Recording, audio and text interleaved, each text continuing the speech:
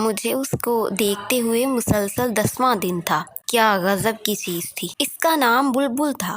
جب وہ ناچتی تو ایسا لگتا کہ پورا شہر ناچ رہا ہے۔ روزانہ اس کو ناچتا دیکھ کر میری شیطانی ہوس مزید پیاسی ہو جاتی اور میں نے فیصلہ کر لیا کہ اس سے ضرور ملوں گا۔ میں ہر قیمت پر اسے حاصل کرنا چاہتا تھا۔ اس دن مجرے کے دوران وہ بجھی بجھی سی دکھائی دے رہی تھی۔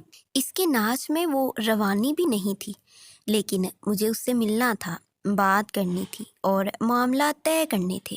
مجرے کے اختتام پر جب سب تماش بین چلے گئے تو میں بھی اٹھا۔ وہ کوٹھے کی بالکنی میں اپنی مالکن کے ساتھ کسی بات پر الجھ رہی تھی۔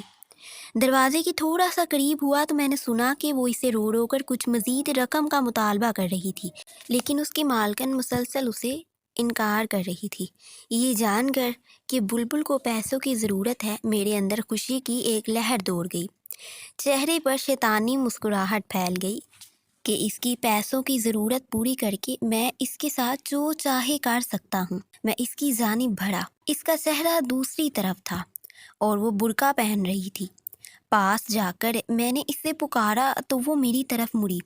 اس کا چہرہ آنسوؤں سے تر اور برف کی مانند ایسے سفید تھا جیسے کسی نے اس کا سارا خون نکال لیا ہو۔ اس کی یہ حالت دیکھ کر میں چکرا گیا۔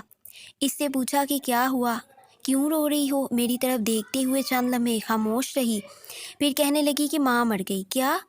جب مجھے اس کی سمجھ نہیں آئی تو وہ بے اختیار روتے ہوئے دوبارہ بولی کہ آج میری ماں مر گئی ہے۔ اس جواب سے جیسے میرے منہ کو تالا لگ گیا۔ میری شیطانی ہوس جس کو پورا کرنے کے لیے میں اس کی جانب آیا تھا مجھ سے میلوں دور بھاگ گئی۔ تو تم یہاں کیا کر رہی ہو؟ میں نے غصے اور حیرت سے اس سے پوچھا۔ کفن دفن کے پیسے نہیں ہیں میرے پاس، اس لیے میں مجرا کرنے آئی تھی، مگر یہ آج پیسے نہیں دے رہی، کہتی ہے بہت مندی ہے۔ اتنا کہہ کر وہ برقع پہن کر کوٹے سے باہر نکل گئی۔ میں بھی اس کے پیچھے چل پڑا۔ میں تمہاری ماں کے کفن دفن کا بندوبست کر سکتا ہوں۔ وہ چند لمحے مجھے مشکوک نظروں سے دیکھتی رہی، پھر میرے ساتھ بیٹھ گئی۔ گاڑی باہر نکالتے ہوئے میں نے بلبل سے اس کے گھر کا پتہ پوچھا۔ وہ علاقہ میرے لیے نیا نہیں تھا، کئی بار میں وہاں سے گزرا ہوا تھا۔ سارا راستہ وہ خاموشی سے روتی رہی۔ میرے پاس اس کو تسلی دینے کے لیے الفاظ بھی نہیں تھے۔ کچھ دیر بعد ہم بلبل کے گھر پہنچ گئے۔ یہ چھوٹا سا ایک کمرے کا گھر تھا۔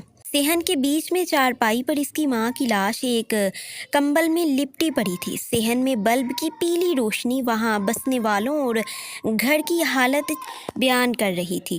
چارپائی کے پاس وہ دو بوڑھی عورتیں بیٹھی تھیں۔ ایک کی گود میں 7-8 ماہ کا بڑا گول مٹول اور پیارا سا بچہ کھیل رہا تھا۔ آدھی رات ہونے کو آئی تھی۔ جیسے ہی بلبل گھر میں داخل ہوئی وہ بوڑھی عورتیں بچہ اسے سونپتے اور دیر آنے کی وجہ سے ناراضگی کا اظہار کرتے ہوئے وہاں سے رخصت ہو گئیں۔ بلبل بچے کو لے کر کمرے کی طرف گئی۔ بچہ بہت بے قرار تھا اور پھر وہ اس کی چھاتی پر لیٹ گیا جیسے صبح سے بھوکا ہو۔ کیا یہ بلبل کا بچہ ہے؟ یہ ایک نیا انکشاف تھا کہ بلبل شادی شدہ بھی ہے۔ چند لمحوں بعد وہ کمرے سے باہر آئی، مجھے یوں ہی کھڑا دیکھ کر پھر کمرے میں گئی اور ایک پرانی کرسی اٹھا لائی۔ سیٹھ جی معذرت، میرے گھر میں آپ کو بٹھانے کے لیے کوئی چیز نہیں ہے۔ وہ کرسی رکھتے ہوئے شرمندگی سے بولی۔ میں سر ہلاتے ہوئے اس کرسی پر بیٹھ گیا۔ کچھ سمجھ نہیں آ رہا تھا کہاں سے شروع کروں۔ تمہارا اصل نام کیا ہے؟ میں نے اس سے پوچھا۔ پہلے اس نے نہیں بتایا، پھر وہ بولی کہ افشاں۔ میں نے پوچھا تم ہیرا منڈی کیسے گئی؟ تم مجھے ناچنے گانے والی تو نہیں لگتی۔ وہ نظریں اٹھا کر مجھے دیکھتے ہوئی بولی، سیٹھ جی قسمت وہاں لے گئی۔ گھر میں کوئی مرد نہیں تھا، ایک بیمار ماں اور بچے کی ذمہ داری تھی، کہیں اور کام نہیں ملا، نہ چاہتے ہوئے بھی مجبوراً یہ راستہ اختیار کرنا پڑا۔ یہ سب کچھ بتاتے ہوئے افشاں کے لہجے میں بے بسی اور بے چارگی تھی، جیسے وہ کسی ناکردہ گناہوں کی سزا کاٹ رہی ہو۔ میں کچھ دیر اس کے چہرے کو دیکھتا رہا، پھر پرس سے چند نوٹ نکالے اور اس کے ہاتھ میں تھماتے ہوئے بولا، کل اپنی ماں کی تدفین کروا لینا اور بچے کے لیے کچھ خوراک اور گھر کے لیے راشن پانی لے لینا۔ وہ اتنے سارے نوٹ ایک ساتھ دے کر حیران رہ گئی اور بولی کہ مجھے اس کے بدلے کیا کرنا ہوگا۔ وہ ڈرتے ڈرتے پوچھ رہی تھی۔ اس کی بات سن کر مجھے اپنے آپ سے اتنی نفرت ہوئی کہ میں خواہش کرنے لگا کہ زمین پھٹ جائے اور میں اس میں سما جاؤں۔ شاید میں جہاں سے اٹھ کر آیا تھا وہاں پر جانے والے لوگ بغیر کسی وجہ کے मदद नहीं किया करते। मैंने लरजती आवाज़ में जवाब दिया, तुम्हें कुछ नहीं करना पड़ेगा और अब तुम कोठे पर मुजरा करने नहीं जाओगी, अपने घर में रहोगी। मैं हर महीने तुम्हें मनी ऑर्डर भेजा करूँगा। तुमने करना बस ये है कि ये जो बच्चा तुम्हारी गोद में है इसकी तरबियत ऐसी करो कि ये एक दिन बड़ा होकर तुम्हारा सहारा बन सके। ये जो रकम मैं भिजवाऊंगा ये तुम पर कर्ज है और जब तुम्हारा बेटा जवान हो जाए, एक काबिल इंसान बन जाए तो तुम मुझे वापस कर देना। और फिर वक्त गुजरता चला गया, दिन महीनों में बदलने लगे और महीने सालों में तब्दील हो गए, मगर मैं अफशां को नहीं भूला था। वो भी मेरी तरह बूढ़ी हो गई होगी और इसका बेटा भी जवान हो गया होगा, पता नहीं किसी काबिल बना होगा या नहीं। मेरे बच्चे जवान हो गए थे। जिंदगी उतार चढ़ाव के साथ मुसलसल चल रही थी। एक शाम छुट्टी के दिन जब मैं अपने घर में मौजूद था तो मुलाजिम ने आकर मुझे बताया कि एक औरत और उसके साथ एक जवान लड़का आपसे मिलने आया है। कौन है? मालूम नहीं साहब, पहली बार इनको देखा है। अच्छा, इन्हें ड्राइंग रूम में बिठाओ, मैं आ रहा हूँ। कौन हो सकता है? यही सोचते हुए मैं ड्राइंग रूम की तरफ बढ़ा। एक औरत पुरनूर चेहरे के साथ सफ़ेद बड़ी चादर में खुद को छुपाए हुए हाथ में एक पुरानी सी डायरी लिए खड़ी थी और इसके साथ अच्छे कपड़ों में मलबूस एक बड़ा हैंडसम सा नौजवान खड़ा था। इस लड़के को मैं जानता था, वो हमारे इलाके का नया डीएसपी अहमद था। सलाम सेठ जी, मैं अफशा हूँ और ये मेरा बेटा अहमद।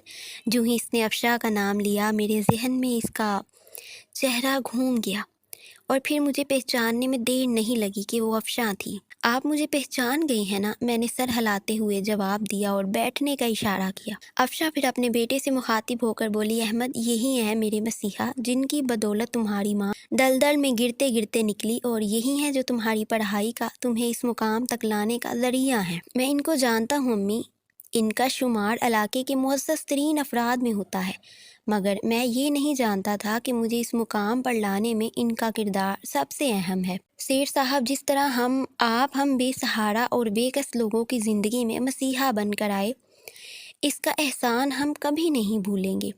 अहमद बड़ी मशकूर नज़रों से देखता हुआ बड़ी आजिज़ी से बोल रहा था। ऐसे कहकर आप लोग मुझे शर्मिंदा मत करें, मैंने अफशा की तरफ देखते हुए कहा। आज इसको पुकारते हुए बेख्तियार मेरे मुंह से अफशा बहन निकल गया। मैं खुद हैरान था, मगर ये सच था। अफशा सोफे से उठी और आगे बढ़कर पुरानी सी डायरी मुझे थमाते हुए कहने लगी, सेठ जी, इसमें वो तमाम हिसाब दर्ज है, मेरी माँ की तदफीन से लेकर आपके आखिरी मनी ऑर्डर तक। मैंने एक एक पाई का हिसाब रखा है। आपके दिए पैसों का अमानत के तौर पर इस्तेमाल किया, अपने बेटे को एक काबिल इंसान बनाया। आपने मुझे 22 साल पहले कहा था ये कर्ज है और ये तब वापस करना जब तुम्हारा बेटा एक काबिल इंसान बन जाए। मैं आपके एहसानों का बोझ तो नहीं उतार सकती, मगर जो पैसे आपने मुझे दिए थे वो मेरा बेटा ज़रूर उतारेगा और आपसे दरख्वास्त है, आप इनकार मत करें।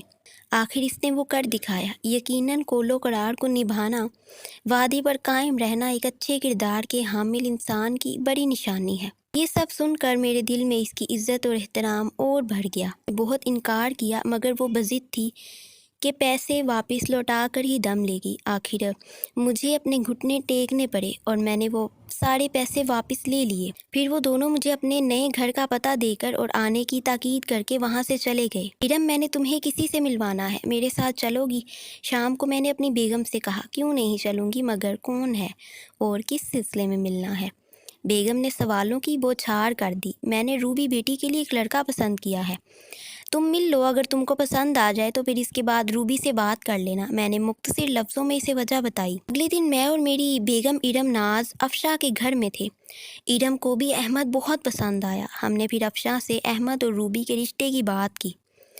वो तो फूले नहीं समा रही थी और यूँ मेरी बेटी का रिश्ता अफशा के बेटे अहमद से तय हो गया। वो ताल्लुक़ जो एक तवाइफ और तमाश बीन जैसे गंदे रिश्ते से शुरू हुआ था, इसका इख्तिताम एक नहायत मुहज़्ज़ब रिश्ते की शक्ल में हुआ।